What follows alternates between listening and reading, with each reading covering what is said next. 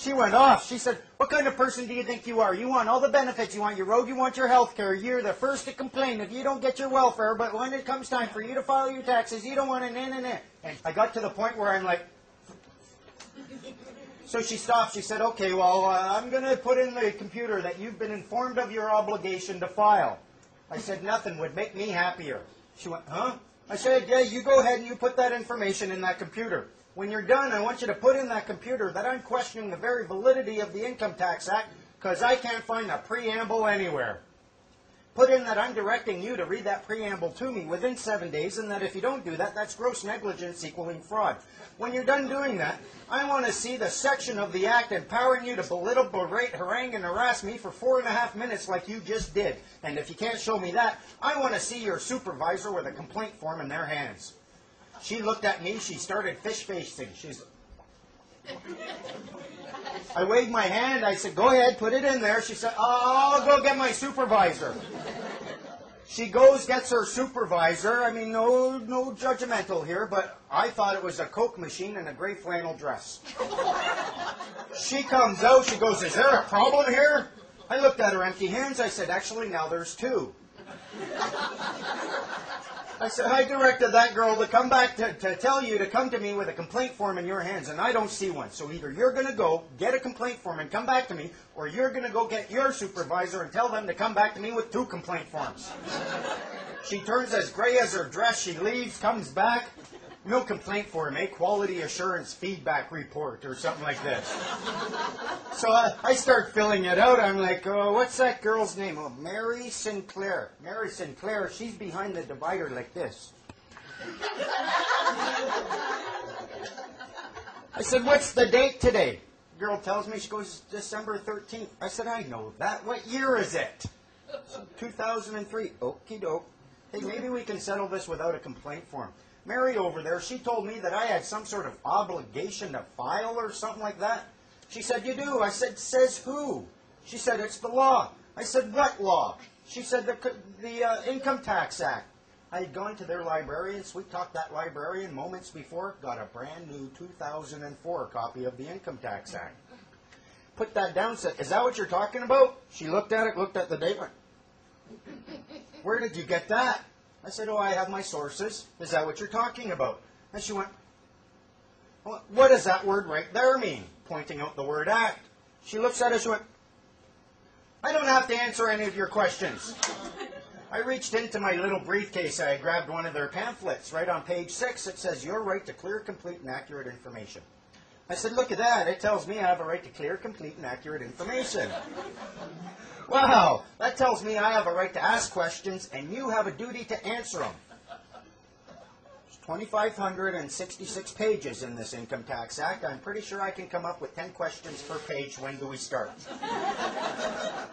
She looked at me like, why are you doing this?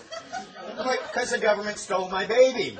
She said, well, that's not us. I said, it was people just like you. I mean, and where do you think they get their money from? So let's start. I got some questions. She's like, but. She started to get upset. I said, listen, you don't have time for this. I'll call you back in a week. You read the preamble of that act to me, and I'll accept that I have an obligation. If you can't read that to me, we are going to start asking some questions, and you're going to answer all of them. I call her back a week later. The poor girl is in tears. She's crying.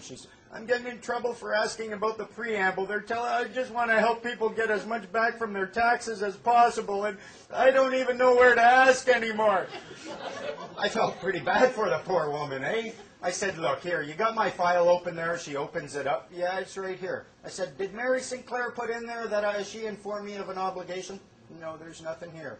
Okay, here. You put in my file that I agree never to seek information from you, and you agree never to seek information from me, and we're done. Okay, I'll put that in your file. Haven't tried talking to me since. Did you get your job? No, I had to give up my $2,500, but I figure that's better. I'd rather have, let them keep their money. I don't want it, for the most part. And it's all about once you start thinking free in order to become free, you start not having the answers, but having the questions. It's all about having the proper question.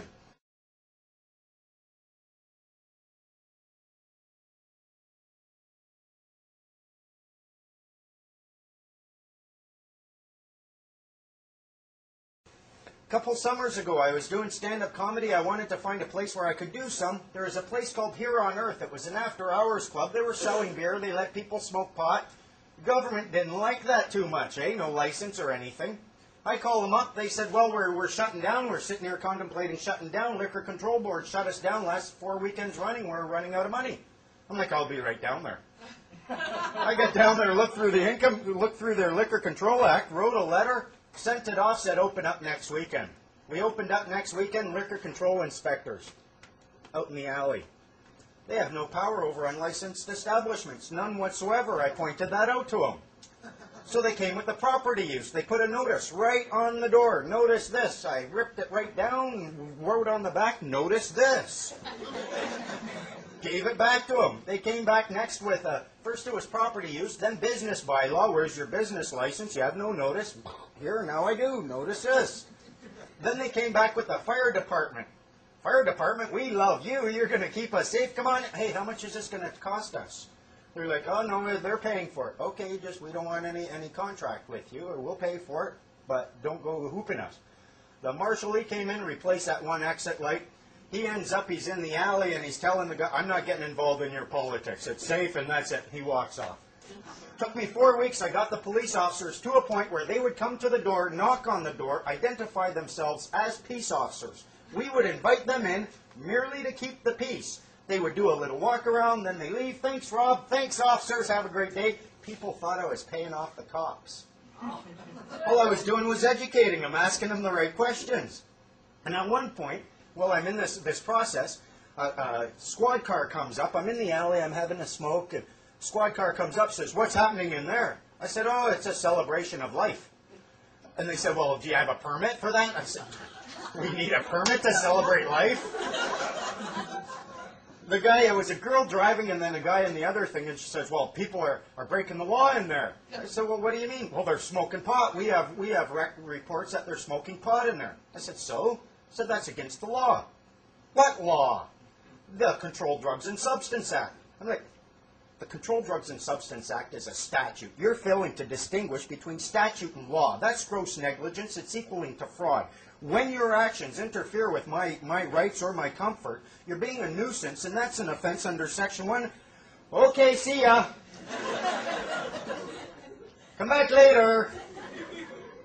You start pointing out the things, as long as you're treating them with a certain amount of dignity because you are recognizing them as human beings, they don't care. They've got better things to do than to try to be your master and to get you into the position of slave. Do we have a little film? Ready? Okay, folks, what's your name there? Nicholas. Nicholas, you're a Canadian? Yes, I am. Okay, you've heard of the Income Tax Act? Yep. Okay, I'd like to show you a piece of paper, and on that paper is Section 238, subsection 1 of the Income Tax Act.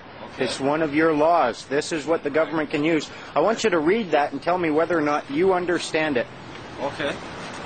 Every person who has failed to file or make a return as and when required by or under this Act or a regulation, or who has failed to comply with subsection 116 brackets 3, comma, 127 brackets 3.1, or 127 brackets 3.2, comma, 147.1, comma, or bracket 7, or 153 brackets 1, comma, any of sections 230. See, already this shit is garbage. 230 to 232, or a regulation made under subsection 147.1 brackets 18, or with an order made under subsection 238 brackets 2 is guilty of an offense and, comma, in addition to any penalty otherwise provided, comma, is liable on summary conviction to A, a fine of not less than $1,000 and not more than $200 or $25,000, or B, both the fine described in paragraph 238 brackets 1A, and imprisonment for a term not exceeding 12 months. Let me ask you this now, Nicholas. Okay. Do you understand what you just read? Look how long this thing is. You see how long it takes me to read this garbage? This here is garbage. Is that your law?